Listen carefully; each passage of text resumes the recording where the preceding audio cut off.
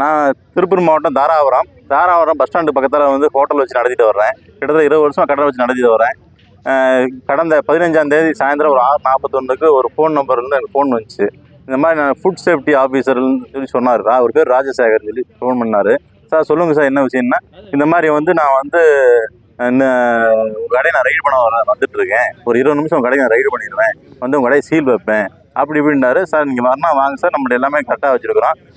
இப்போ கூட வந்து ரைடு பண்ணாங்க, எல்லாம் நீட்டாக இருக்குது சார், சுத்தமாக வச்சுருக்கேன் நம்ம சொல்லலாம். இல்லை அப்படிலாம் இல்லை, நான் வந்து மீடியா டீமோடு வருவேன், வந்து நான் ரைடு பண்ணுவேன் அப்படின்னு சொன்னார். தாராளமாக வாங்க சார்னு சொன்னேன். அவர் தொடர்ந்து பேசுறதை வச்சு பார்த்தீங்கன்னா அவர் வந்து ஃபுட் ஆஃபீஸ் மாதிரி பேசலை.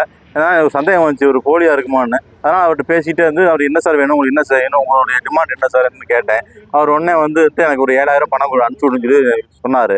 சரிங்க சார், நானும் அனுப்பிச்சி விட்றேன் சார், 7000 பணம் அனுப்பிச்சி விட்றேன், எந்த அக்கௌண்ட்டுக்கு அனுப்பிச்சி விட்றேன்னு ஒரு ஜிபே நம்பர் எனக்கு கொடுத்தாரு. அந்த ஜிபே நம்பருக்கு நான் வந்து ₹1 மட்டும் போட்டேன். ₹1 போட்டு சார் ₹1 பணம் வந்துருச்சுங்களான்னு கேட்டேன். வந்துருச்சு, நீங்கள் சீக்கிரம் 7000 போட்டுருவோம்னா. எனக்கு சந்தேகமாக இருந்துச்சு. நான் 7000 பணத்தை போட்டு நான் ஃபோனை வந்து துண்டிச்சிட்டேன்.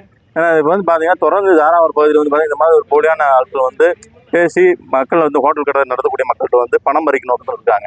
அதனால் வந்து இன்றைக்கி வந்து மாவட்ட காவல் கண்காணிப்பு நேரில் சந்தித்து இந்த மாதிரி இந்த போலியாக பேசின உணவு பாதுகாப்புத்துறை அதிகாரி மேலே நடவடிக்கைன்னு சொல்லி இன்றைக்கி புகார் மனு அளிச்சிருந்தோம். சார் வந்து உரிய நடவடிக்கை தான் தெரிவித்தார்.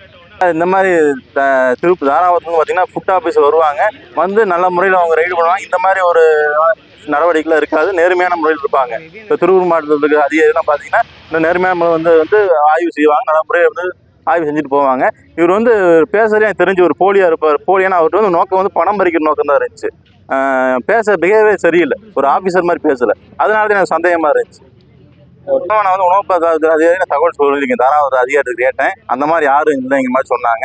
அதனால் வந்து விசாரிச்சதும் பார்த்தீங்கன்னா அந்த நபர் வந்து ஏதோ ஒரு சென்னை பக்கத்தில் வந்து ஃபோன்